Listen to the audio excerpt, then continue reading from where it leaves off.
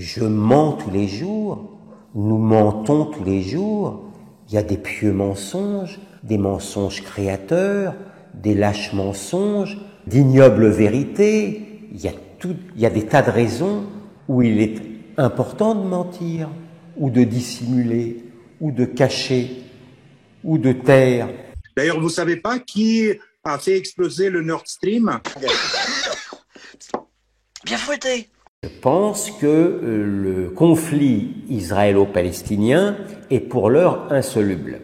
Et c'est là où je vais m'engager à vous dire ma vérité. Ma vérité, je mens tous les jours, nous mentons tous les jours, des lâches mensonges, d'ignobles vérités. Il y a des tas de raisons où il est important de mentir. Nous avons la parole pour mentir. Les mecs sont possédés. Les mecs sont possédés. Ils sont complètement fumés, quoi. Ah, vraiment? Vraiment. Il est menteur, comme un arracheur de dents.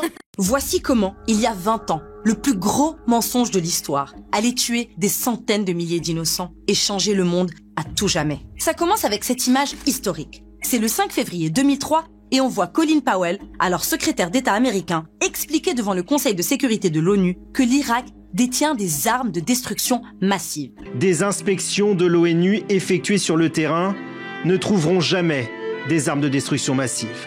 Le droit international interdit de faire la guerre aux civils et de provoquer un sociocide. Ils ont anéanti l'Irak pour pouvoir mettre la main sur Saddam Hussein. C'est l'un des plus grands crimes internationaux depuis la Seconde Guerre mondiale. Un crime a été commis avec la complicité totale des médias grand public, qui ont privé d'antenne des voix critiques comme la mienne. Le système médiatique n'a pas de contre-pouvoir et ces débordements sont sans limite. Ça crée des dysfonctionnements de la société. C'est terrifiant de vous voir détruire presque tout ce que vous touchez. Ici Ananamos. Ceci est un message adressé à tous les journalistes. À ceux et celles pour qui la vérité, l'intégrité, l'équité, la rigueur et l'exactitude ont encore un sens à leurs yeux. À ceux et celles qui ressentent un profond dégoût à devoir se soumettre au pouvoir de l'argent, à vendre leurs âmes à des milliardaires sans scrupules qui les poussent à trahir la charte de Munich, et qui suivent aveuglément une ligne éditorialiste mortifère à faire vomir un hologramme. À tout cela, nous appelons à retrouver la raison, à sauver leurs âmes d'une future souffrance psychologique, dont aucune somme, ni aucun médicament sur Terre, ne parviendront à soulager cette peine immense d'une douleur éternelle. Nous les poussons à abandonner le navire pendant qu'il est encore temps, à cesser de taper sans aucune pitié sur les gilets jaunes, sur les musulmans, sur les abstentionnistes, sur les retraités, sur les infirmières, sur les cheminots, sur les ouvriers, les chômeurs, sur tous ceux et celles qui ont un avis différent et qui sont à la base du bon fonctionnement de la société. Nous vous exhortons à cesser immédiatement de pénétrer nos salons, ainsi que nos cerveaux, afin de déverser votre arrogance, l'anxiété, la peur, le stress, vos injonctions, vos menaces, en imposant votre vision libérale et matérialiste que plus personne ne veut. Vous ne voulez pas le changement, vous n'êtes pas intéressé au changement. Monsieur le candidat, vous n'êtes pas intéressé. Nous voulons vous poser des questions. Vous avez l'un et l'autre une situation confortable, vous avez un travail assuré, vous êtes même les cumulards, un peu cumulards, parce que radio, télévision, dans la presse écrite, vous avez un bon revenu, peut-être êtes-vous sous le coup de ma proposition au-dessus de 4 millions, 100% d'impôts, je prends tout, je comprends dans ces conditions que vous ne vouliez pas du changement. Mais figurez-vous que moi je veux le changement et que pour parler du changement, je veux d'abord analyser les causes de la crise que connaît notre pays. On ne peut dire qu'une chose, comme Maître Yoda, longue et difficile, la route sera. Ils sont complètement fumés, quoi. François Mitterrand, quelques semaines avant de mourir, il a dit « La France est en guerre et les Français ne le savent pas. » Oh bon? Et il a poursuivi en disant « Les Américains veulent un pouvoir sans partage sur le monde. » Il n'a pas dit les Russes, il n'a pas dit les Chinois, il n'a pas dit les Arabes, il n'a pas dit les musulmans, il a dit les Américains. C'est ça, hein, moi, ça me dégoûte cette hypocrisie au niveau géopolitique. Donc l'Europe est hypocrite, si je me suis...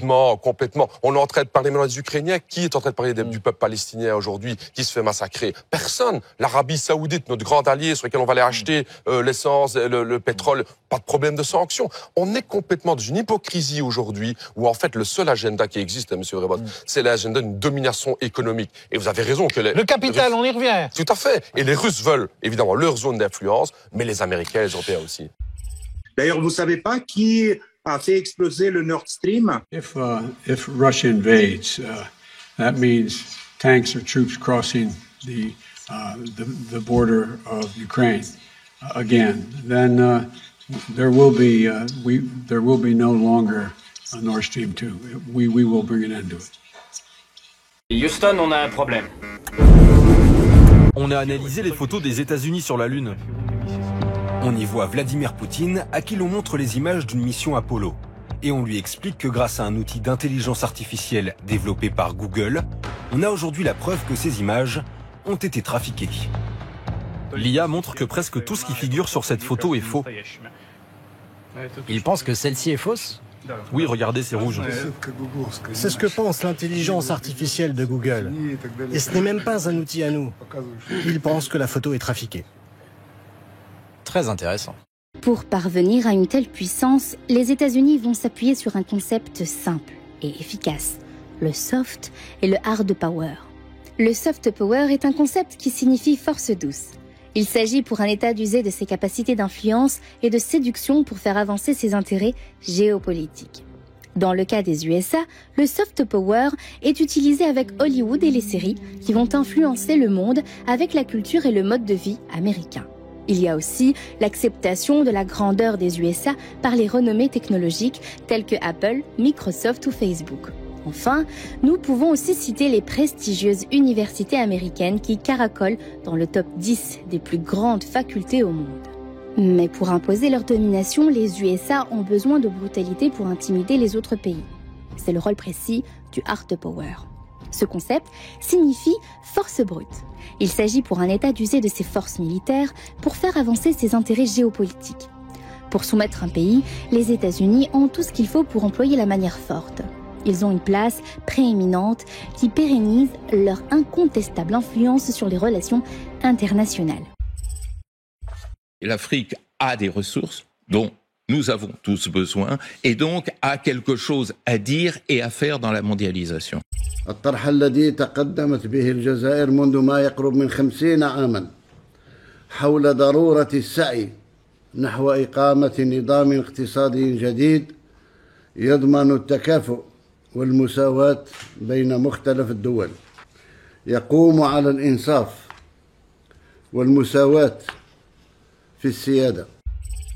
Il déteste en l'État d'Israël un État occidental qui a en plus le toupet de se défendre. Et donc d'une certaine manière, comme ces gens-là en France, ils détestent aussi, pardon de vous le dire, l'Occident judéo-chrétien. Je mens tous les jours. Il y a un objectif d'augmenter les exportations énergétiques algériennes vers l'Italie, donc de l'Algérie vers l'Europe, et la possibilité d'étudier le transfert du gaz existant, ainsi que la réalisation d'un nouveau gazoduc qui permette également de transporter l'hydrogène. Absolument, l'Algérie a la priorité, c'est notre partenaire le plus stable, le plus stratégique. Il y a aussi un câble d'électricité sous-marin et le gaz liquéfié, et c'est sur cette base et stratégies que nous œuvrons ensemble pour trouver des solutions utiles pour affronter la crise énergétique. Ce sont nos frères qui sont de l'autre côté de la Méditerranée, madame. Faut les aider. De l'or, du zinc, du cuivre, des phosphates, l'Algérie dispose d'importantes ressources minières et compte dessus pour diversifier son économie. Puis il y a aussi l'Union africaine qui représente à terme 40% de l'humanité, ce qui n'est pas rien. Ça veut dire quoi cela ? Mais ça veut dire, quand vous parliez tout à l'heure d'un monde qui n'est plus comme avant, une transformation gigantesque. Ce qu'on évite de regarder en face, c'est l'effacement progressif de la France dans les affaires du monde. Les spécialistes du déni ne peuvent plus le cacher. Dans son ancien domaine colonial, par exemple, le désamour est réel et il est réciproque. Par exemple, le dernier vrai sommet Afrique-France remonte à 2017, 5 ans déjà, c'était au Mali. Aujourd'hui, Emmanuel Macron serait accueilli avec des cailloux à Bamako. L'an dernier, l'Élysée a monté un vrai faux sommet à Montpellier, qui n'est pas une capitale africaine, avec un seul président invité, Emmanuel Macron, et de jeunes Africains pour faire de la figuration. Les autres chefs d'État, le Gabonais, le Togolais, se consoleront au prochain sommet du Commonwealth. Bonjour. Est-ce que nous sommes désormais trop petits? L'Afrique a des ressources dont nous avons tous besoin, et donc a quelque chose à dire et à faire dans la mondialisation. Très sincèrement, si le seul problème de la France, c'est ce genre de réaction, je pense que la France survivra au jugement algérien, au jugement polonais ou au jugement de l'ONU.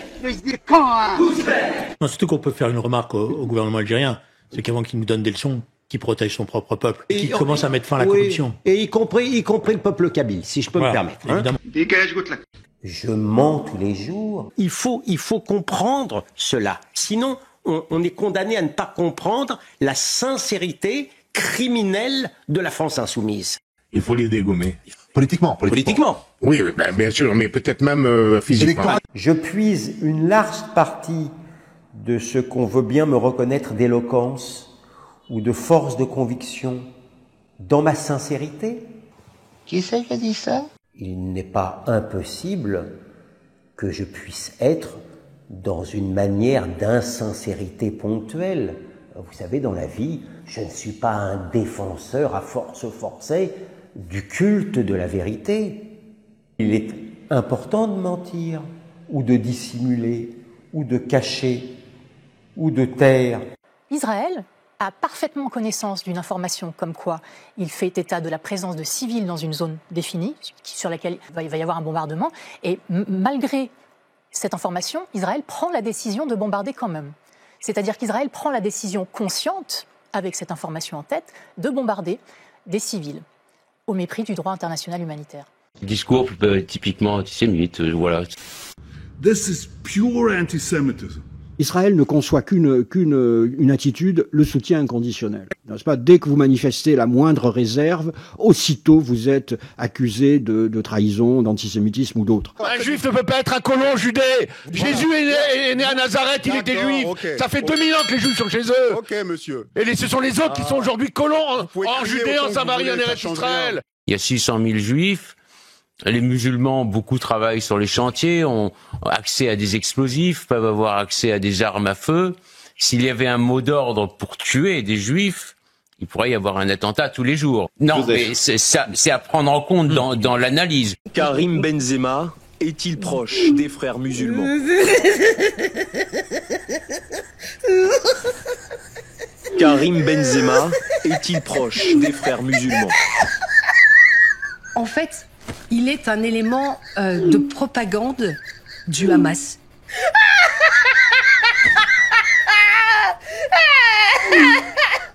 Est-il proche des frères musulmans?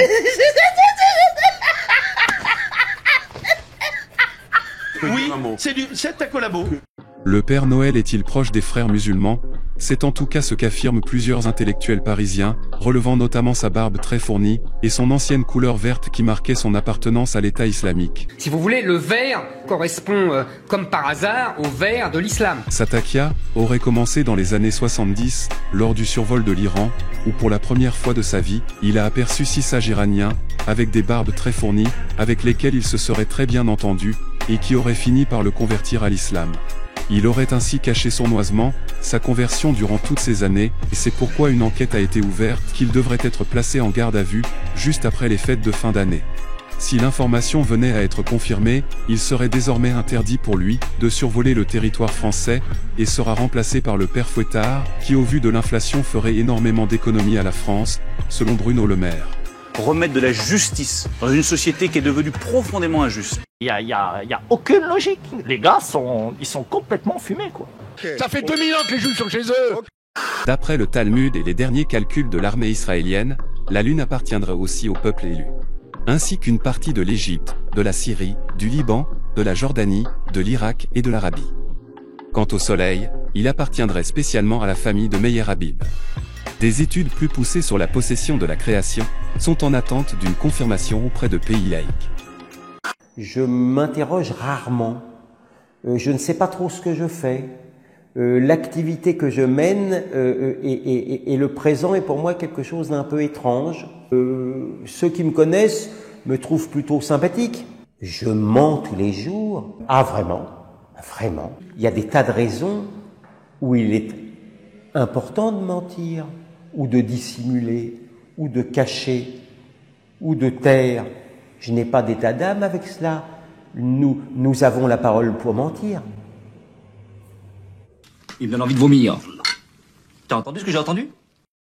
Ursula von der Leyen, a person elevated to power without a single vote from the citizens, who has spent the last 2 months swooping in and overriding the foreign policies of elected governments, all to cheerlead a brutal apartheid regime that she calls a vibrant democracy as it pulverises a city of children.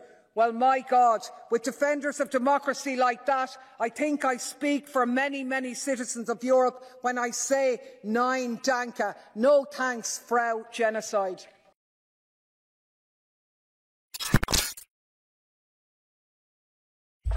Bonjour à toutes et tous. Je tenais à m'adresser à vous, mais à m'adresser à chacune et chacun d'entre vous pour vous souhaiter mes meilleurs vœux de bonheur, de santé, de réussite, pour vous-même et pour vos proches. Ça, c'est de la pipe. Ça, c'est de la pipe. Donc ça, c'est de la pipe. C'est de la pipe. Pourquoi? C'est parce qu'il y a eu des fermetures de places d'hôtels cet été, par l'État, par souci d'économie, et donc on a fait des économies sur le dos des familles sans abri. Des enfants qui dorment dans la rue en France, situation inacceptable et pourtant bien réelle. Plusieurs centaines d'entre eux sont même scolarisés dans nos écoles. Leurs familles, souvent clandestines, ne survivent que grâce à la solidarité des enseignants et des parents. Monsieur le Président, est-ce que je peux tenter une roulade dans le jardin de l'Élysée? Allez-y. Merci beaucoup. Il va le faire en plus. Elles sont belles tes roulades. Vous faites pas mal des roulades.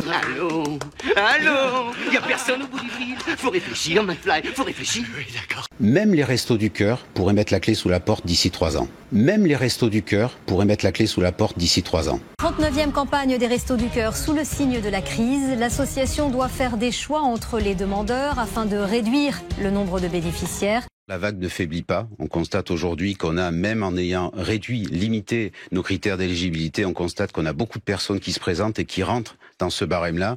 En 36 ans, le nombre de repas distribués a été multiplié par 15, de 11 millions en 1987 à 171 millions lors de la dernière campagne. Pour 100 €, on n'a rien du tout dans le caddie. On n'a absolument rien. Donc maintenant, tout est hors de prix. Enfin, je veux dire, il y a tout qui s'ajoute. Il y a l'alimentation, les factures, absolument tout, quoi. Les vêtements, tout. Aujourd'hui, est-ce qu'on peut encore dire que c'est la faute des Arabes? Oui, c'est de leur faute. Mais je pose la question, j'ouvre le débat. L'enquête édifiante de la cellule d'investigation de Radio France, des banques et autres fonds d'investissement ont profité de la crise de l'énergie pour spéculer sur les cours des matières premières. Cette France défiante existe, n'a pas changé. Je pense que ce qui est important, c'est dans cette période, s'il doit y en avoir un dernier pour défendre la République, son unité, c'est moi. Ça dépasse tout ce que j'ai pu imaginer. Très bien. Pour commencer cette loi, est-ce, à vos yeux, en votre âme et conscience, une bonne loi? C'est le fruit d'un compromis. Il fallait le faire coûte que coûte. Je vais vous dire. Cette loi, je le disais, c'est pour moi le bouclier qui nous manquait. Plus je vous vois, plus je comprends pourquoi les Français ne peuvent plus vous blairer. Les policiers n'en peuvent plus. Oui. Les pompiers n'en peuvent plus. Oui. Les infirmiers n'en peuvent plus. Oui. Vous croyez qu'on va vous dire quoi? La réalité, c'est qu'Emmanuel Macron, c'est une coquille vide. Bonjour. Nicolas Sarkozy vous a qualifié de traître. Il y a deux grandes différences entre Nicolas Sarkozy et moi. Je suis un homme libre. On s'attendait au pire. Au moins de ce point de vue, nous n'avons pas été déçus. Mesurez bien votre responsabilité historique. L'élection du président Macron devait nous prémunir des pires avanies du programme de l'extrême droite. Aujourd'hui, de bouclier, vous êtes devenu le marchepied. La fronde de certains élus locaux contre la loi immigration, tous les départements de gauche refusent d'appliquer certaines dispositions du texte. Ils disent non à la préférence nationale pour l'allocation d'autonomie. Pardonnez-moi, la préférence nationale, c'est pas un gros mot. Mein Führer, Steiner konnte nicht genügend Kräfte für einen Angriff massieren. Der Angriff Steiner ist nicht erfolgt. Mit dem Angriff Steiners wird das alles in Ordnung kommen. On peut tout de même se réjouir d'une avancée idéologique, d'une victoire même idéologique du Rassemblement national, puisque est inscrit maintenant dans cette loi la priorité nationale. C'est des guignols.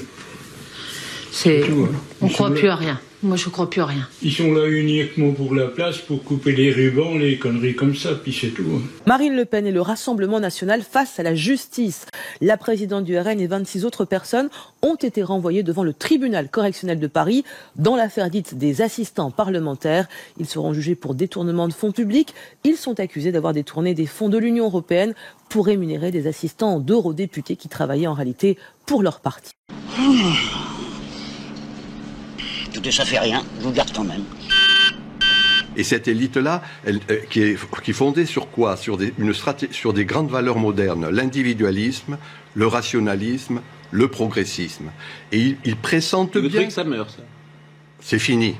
Comment le pays des Lumières peut-il marcher dans les pas du Front National ? Comment on peut marcher dans les pas du racisme, de la xénophobie ? Comment on peut considérer qu'un homme, une femme, qui soit différent? Comment? Quelle est cette différence? Quelle est cette différence qu'il y a? Et c'est pour cela, aujourd'hui, que nous disons honte à ceux qui ont voté ce texte. Honneur au ministre de la Santé qui a eu le courage de démissionner. À peine arrivée, la nouvelle ministre de la Santé est déjà au cœur d'une polémique. Agnès Firmin-Lebaudot est accusée par Mediapart d'avoir reçu 20 000 € de cadeaux de la part des laboratoires Urgo sans les avoir déclarés. Tout le monde sait bien que dans cette affaire, je n'ai rien à me reprocher. En France, est-ce qu'on a du lobbying aussi? C'est vrai que c'est un petit peu plus discret, mais on a aussi du lobbying. Donc j'ai montré le cas de Marie-Ange Badin. Elle était déléguée générale de la Maison des eaux minérales naturelles. C'est quoi ça? C'est le lobby de la bouteille d'eau en plastique, tout simplement. Et qu'est-ce qu'elle est devenue, Marie-Ange Badin? Eh bien, elle est passée de l'autre côté. C'est-à-dire de l'autre côté? Au ministère de la Transition écologique. Donc elle est passée du service des industriels au service de l'État. Exactement. Qu'est-ce que ça veut dire faire barrage au Rassemblement national? Ça veut dire ne pas reprendre ses idées. Dans le texte, il n'y a pas ces idées. Il n'y aura plus d'allocation familiale pour les étrangers. Il n'y aura pas de RMI pour les immigrés. Il n'y aura pas de priorité de logement. Il n'y aura même pas de logement du tout. Plus d'allocation familiale pour les étrangers. Il n'y aura pas de RMI pour les immigrés. Il n'y aura pas de priorité de logement. Il n'y aura même pas de logement du tout. Je ne suis pas raciste. Je crois à l'inégalité des races, oui, bien sûr. C'est évident. Toute l'histoire le démontre. Elles n'ont pas la même capacité ni le même niveau. Merci de cet aveu. C'est un truc de taré, genre vraiment c'est un truc de ouf. Monsieur Reynolds t'a acheté. Violon va t'éduquer. Mais tôt ou tard, sale nègre, tu seras à moi.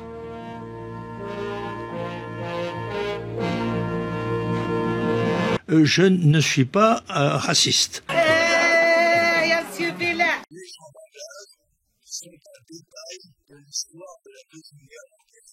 On fera une fournée la prochaine fois.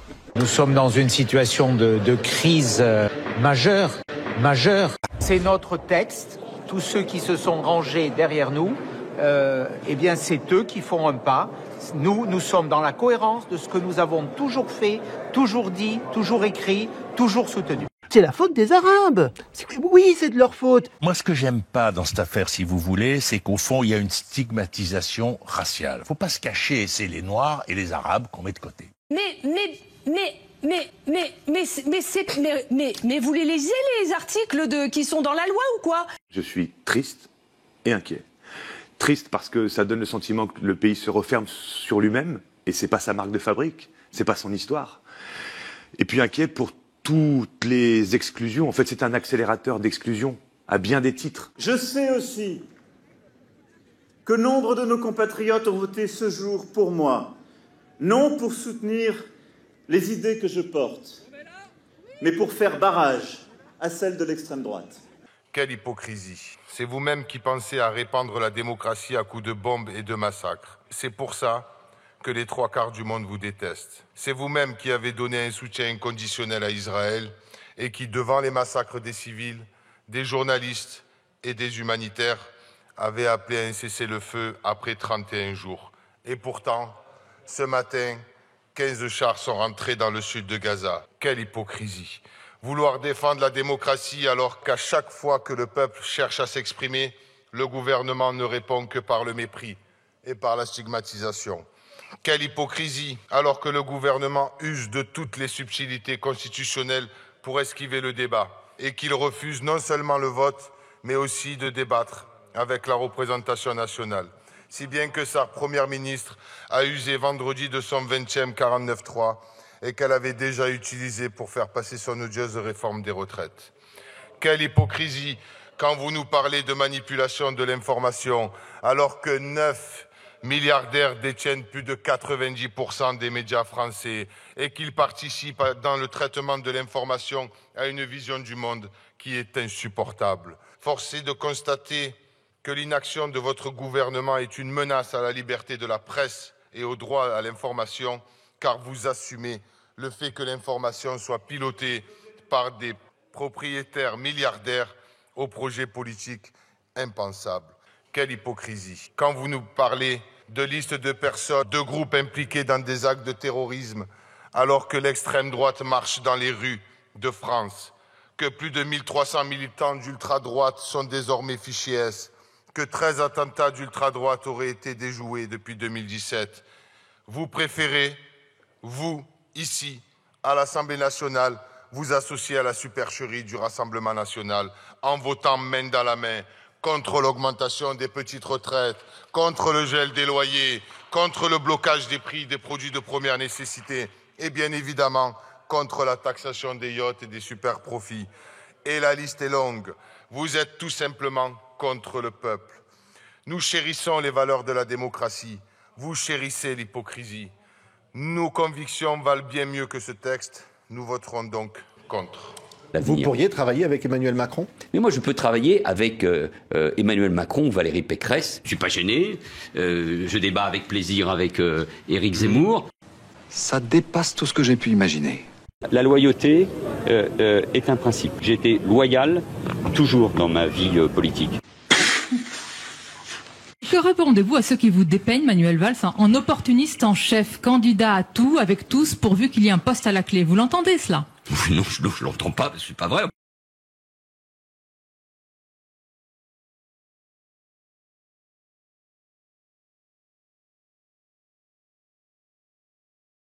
Avant, il y avait la prière. Vous avez dit que c'est pas bon.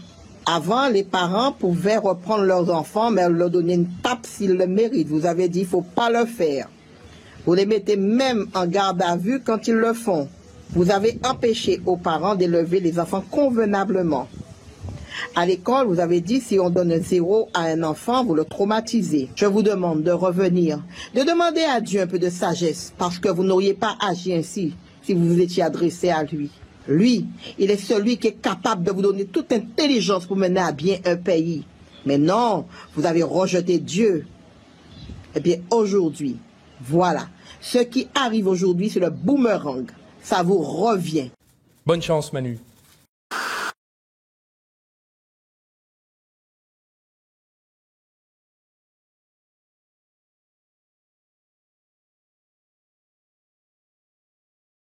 Mon pote, il a reçu des commandes. Oh putain, il a commandé pour moi. Regardez ce qu'ils ont amené. Ah, Pumba. Ah Pumba. Il a commandé pour moi, ils ont amené Pumba. La ilaha illallah.